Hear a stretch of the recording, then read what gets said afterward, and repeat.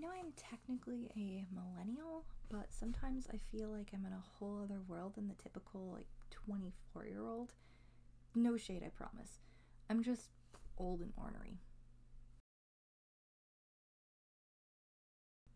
Hey folks, my name is Jen, and I'm coming at you with a little bit of a different video today.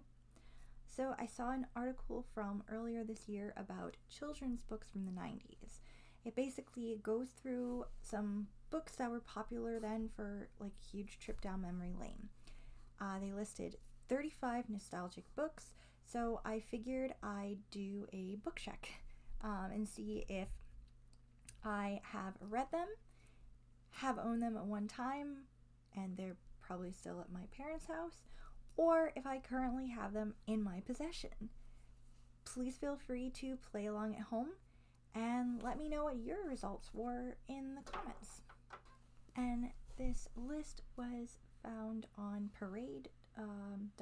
I think it's the website for the magazine. Alright, so first on the list are the American Girl books. So there are like so many American Girl dolls now, but in most of the 90s there were just like 6. There was Felicity from the Revolutionary War, Josefina, who was from the early 1800s, like pre-Mexican American War, Kirsten, who was in the 1850s, I think she was like a frontier girl, Addie, who was escaping north to freedom during the Civil War, Samantha, who was at like the turn of the 20th century, like the early 1900s, some kind of city somewhere, I don't know. And then there was Molly, who was from World War II.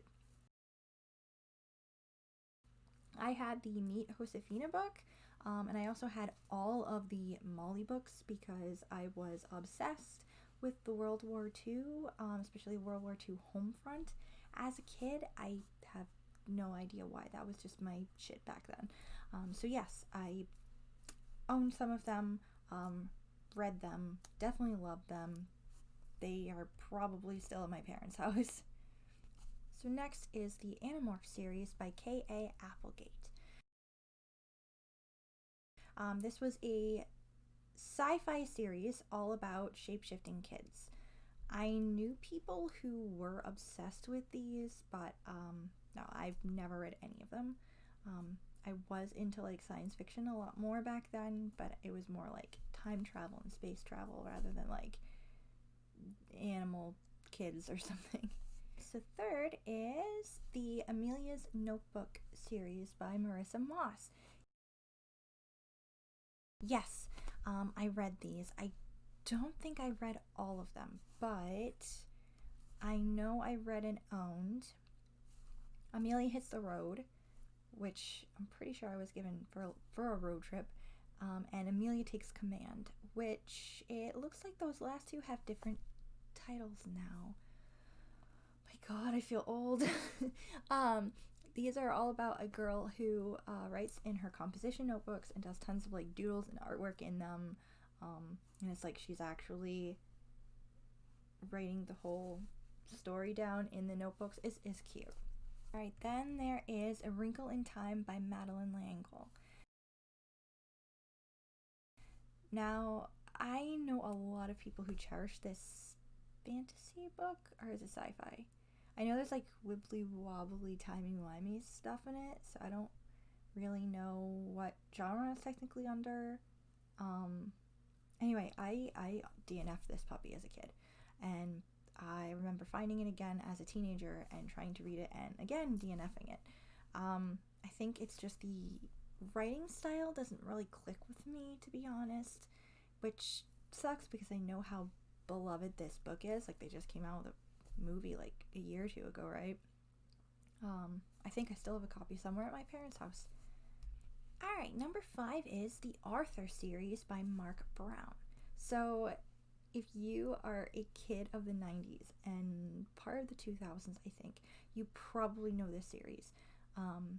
You might not know that it was a book series, but you probably know the TV show. It was on PBS for a while. I think the book series came first. I do know that I personally read Arthur's Eyes, which was when Arthur had to get glasses, because as a child, everyone was just obsessed with handing me books about people with glasses because I got these in like the 3rd grade. Anyway, I know I read that one, and I probably owned it at one time. I also know that I definitely read Arthur's Christmas, and I think also Arthur's Halloween. Most likely, though, I read those at the library. But I did religiously watch the show as a kid, even when I was technically too old for it, because I am a weirdo. Number 6 is the Babysitter's Club. Yes, I loved this series. I know I owned at least 7 or 8 of them. The rest I checked out from the library. My old ones are still at my parents' house. I know my favorite of the bunch was the Ghost at Dawn's house.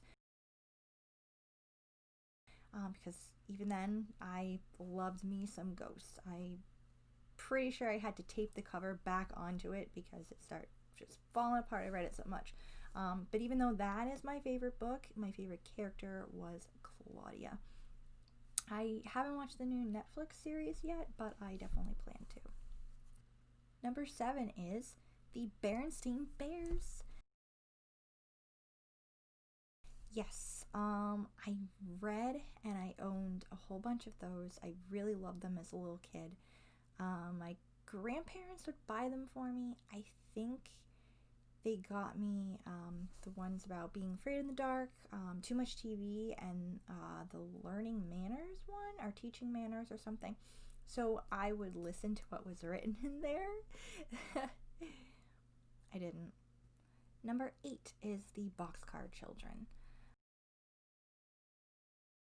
So this is about siblings who end up as orphans and living in a boxcar so they can ensure that they stay together, which is depressing if you think about it, and says a whole lot about the state of child services in this country. Anyway, I read a couple of these and I think I owned one of them, but I honestly really disliked them. I found the stories to be kind of lame and the kids were just way too goody-goody for me at the time. Number 9 is Bridge to Terabithia by Kate Patterson. So, I have spoken about this book before. This was like the traumatic book of my childhood. Bridge to Terabithia is about 2 friends who make up a fantasy world to escape pressures of life and just have fun together. This deals with grief and loss, which I do think is an important thing to have kids read to help them cope, or just so they, like, you know, have a reference for the future. But I just know that my 3rd grade teacher handing me this a couple of days after one of my friends was murdered was not conducive to my grieving process personally. So I hate this fucking book. Number 10 is the Binicula Series. I have also spoken about this as well. I read, loved, owned it, have it here. So, yeah, I have the book, the first book, which is honestly my favorite out of the bunch, I think. And I have most of the series, pretty much. I think there's like, this is like the last book. I'm pretty sure there's like 1 or 2 other books that come in between this and this, but yeah. Anyway, this series is told from the point of view of Harold the dog, dealing with his pet friends in their family household. And one of these pet friends, there's Chester the cat, and then there's also another dog that comes later, but the events start happening after a vampiric bunny named Binicula comes into the household. This is fantastic, and honestly it's still as funny as it was when I was little. So, number 11 is the Dear America series. So I loved these as a kid as well, because I was and still am a history person. I know I read a whole bunch of these. I've read Let's look at the list. Let's see. I definitely read So Far From Home, which was about an Irish mill girl. Voyage on the Great Titanic, of course. I think everybody mostly read that, probably. Across the Wide and Lonesome Prairie, which was the Oregon Trail. Journey to the New World, so like the Mayflower. My Secret War from World War II, because of course I did. Winter of Red Snow, which is about the Revolutionary War. Light in the Storm, which was about a late housekeeper's daughter, I believe, during the Civil War. And I think I also read Color Me Dark, which is about the Great Migration. Yeah, so I read a bunch of these. I know I still have somewhere My Secret War and A Light in the Storm, because I know I at least own those two. Number 12 is the Eyewitness books. So I definitely read these both for school and on my own. I know I definitely read the archaeology one that's shown in the article, as well as one about ancient Egypt, and I'm pretty sure I read the one about castles and the one about whales, because Free Willy. I'm pretty sure I owned at least one of them. They were basically what we used because not everyone had a computer at home back then, especially not in rural Vermont where I grew up, so yeah, it's like encyclopedia, but with a lot more pictures and about a very specific topic. Yeah. 13 is The Giver. So this is a dystopian novel for kids. I never read this one. A classmate gave a presentation about it because it was his favorite book. I definitely remember that. But I thought it sounded terrible, so I never picked it up. 14 is the Goosebumps series. Yes! I read a shit ton of these. I know I owned a few of them. They're also back in my parents' house, but I still have them at all. Night of the Living Dummy and Welcome to Dead House scared the ever-living shit out of me. I actually remember crying at the end of Welcome to Dead House because it freaked me out so bad. My favorite out of the bunch was definitely How I Learned to Fly. I would really like to reread these at some point because I don't think I ever read all of them. I just read a good chunk of them, so it would be fun to actually read all of the books. Number 15 is Harry Potter. Duh. Owned, loved, still own. I don't want to drag them all down, because they're way up top. But I do have my original set, the Scott's edition of the first book, the first 4 illustrated editions, as well as Tales of Bela Barr, Fantastic Beasts, and Quidditch Through the Ages. And a ton of old merch, because I was a super huge Harry Potter kid. So, yeah. 16 is Hatchet by Gary Paulson. I never read this either. Never wanted to, as far as I remember, which is strange if you consider how much I loved My Side of the Mountain, which is like by a different author, but it's also about a kid surviving in the wilderness, so I don't know why this one didn't appeal to me. But 17 is James and the Giant Peach. Yes, I read it. Pretty sure I owned it. I definitely saw the movie. I love me some Roald Dahl, but I really did not like the spider character. That was just not, nope, don't like it. 18 is The Jolly Postman, or Other People's Letters.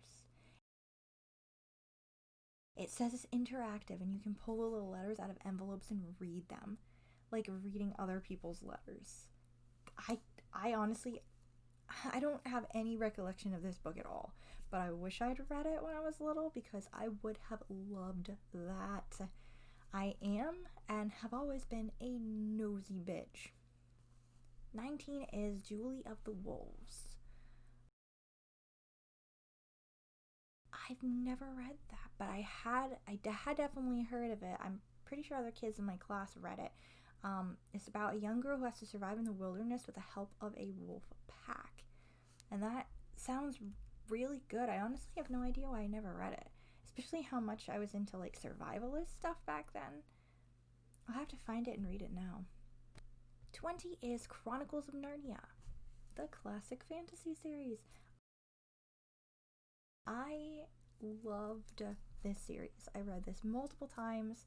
My favorites are probably a tie between Lion, the Witch, and the Wardrobe and The Silver Chair. I know I do definitely have all of these books still at my parents' house. I hated the last book. Just hated the last book.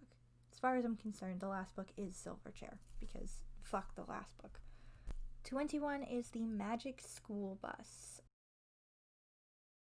I may have read one of the books, but I was definitely obsessed with the show. I watched it whenever it was on PBS. I even owned a VHS of my favorite episode, which was like in the haunted house, and it had to do with like sounds and vibrations.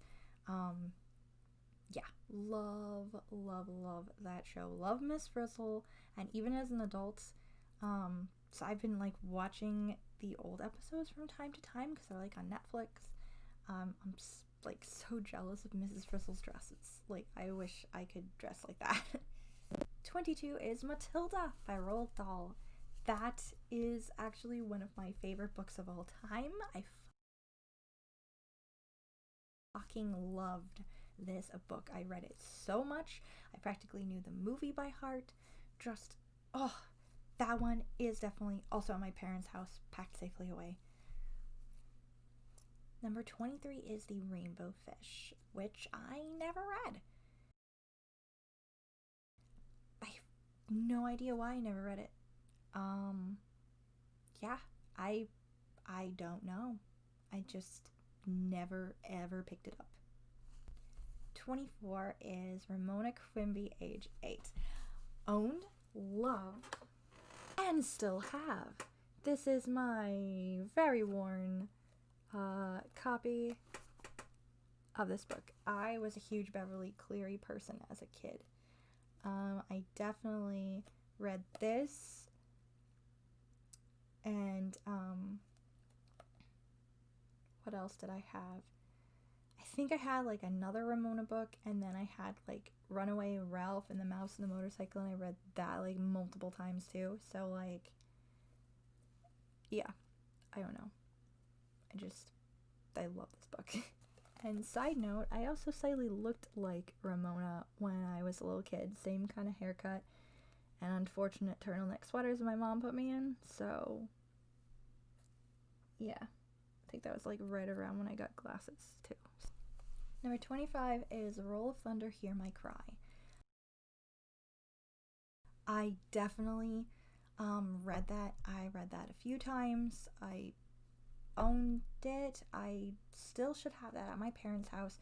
I know I think there's like multiple books in the series, but I know I read that one, which is the first book, and I also read Let the Circle Be Unbroken and the Road to Memphis, I think. That's books 2 and 3. I know I definitely read those as well. Number 26 is Scary Stories to Tell in the Dark. I just talked about this recently in like my October wrap up. I loved this technically trilogy, I think. I loved this. Did have them. Definitely owned them. I'm just not really sure where they ended up. They might be at my parents' house, or they might have been at my grandparents', which if they were, I'm not 100% sure where they are now. Number 27 is The Stinky Cheese Man and Other Stories. So this one, I think I remember hearing stories read from this. Like I feel like we may have had the teacher, like the librarian, read a couple out of this book, but I never actually sat down and read the whole thing. Number 28 is Tales of a Fourth Grade Nothing. So I do own this. I'm fairly certain that it is at my parents' house currently, because I actually have 2 of the other books in the series. So Tales of a Fourth Grade Nothing comes first, and then it turns into Super Fudge, and Fudgemania, and yeah, so I have these, so I'm pretty sure I got them as like a set, so that means the other one must be at my parents' house. So 29 is The Giving Tree. I read that. I know I definitely read it. I didn't really like it, but I did love Shel Silverstein's other books. 30 is Walk Two Moons. I never read this. I think this was when everybody was reading it. I think it was like post Bridge to Terabithia, so I was like actively avoiding things that sounded sad, so I never read it at all. Number 31 is Sideways Stories from Wayside Schools.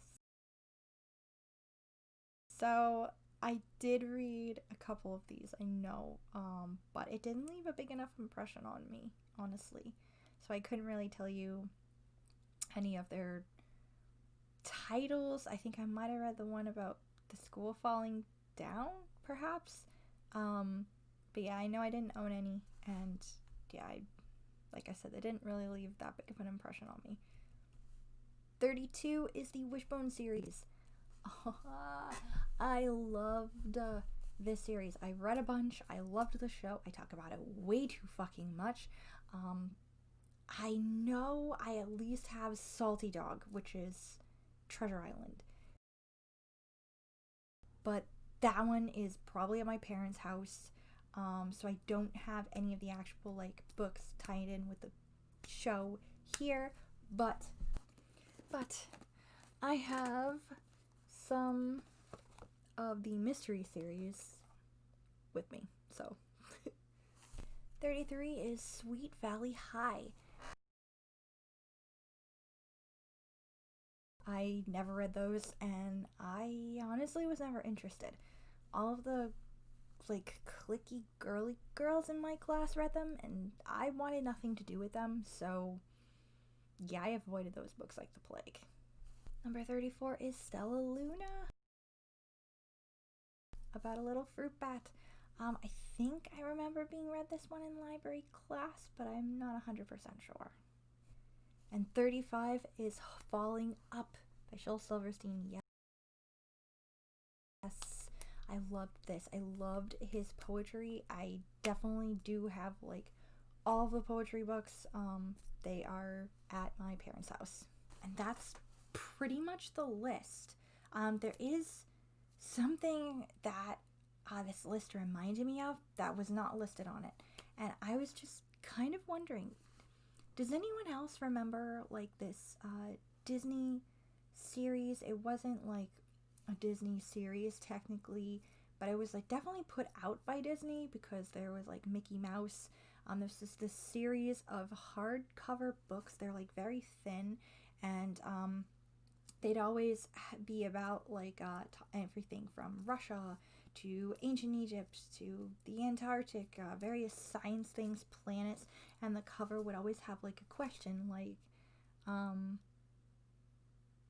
who made the pyramids or something like that, or and it's like Mickey wants to know, or Mickey asks or something. There'd always be like some kind of background, and then like kids in typical 90s stupid costume things, and then just Mickey Mouse on the cover with them. And it's like all about history and geography and science and everything like that, and I can't find them anywhere online. I've just been trying to like look them up because I remembered them, and I'm almost convinced that this was a fever dream that I had. If it were not for the fact that I have such strong memories of where I like to sit and read through them. So I'm just wondering, am I actually crazy, or does anyone else remember these? Please, do you remember what they are, and do you remember what they're called? Please let me know if you do, because yeah, like I said, I'm almost convinced I made this up, and I don't know how to, figure this out until I'm able to go visit my parents. Because if I did have them, they're probably in that big box in like my old room that's labeled for my future kids, please don't throw out. So yeah, I'm gonna have to wait until the pandemic slows down and I can actually go see them and then find this freaking box. Anyway, please let me know if you know, because otherwise we're gonna have to wait a while for me to bring that box home with me, and we'll see if I'm nuts. Anyway, guys, that concludes this video. I hope it's giving you some nostalgia if you were a 90s kid like me, or if you remembered any bits of these from your childhood at all. Yeah, I hope you guys are having a great day, and I'll see you next video. Bye!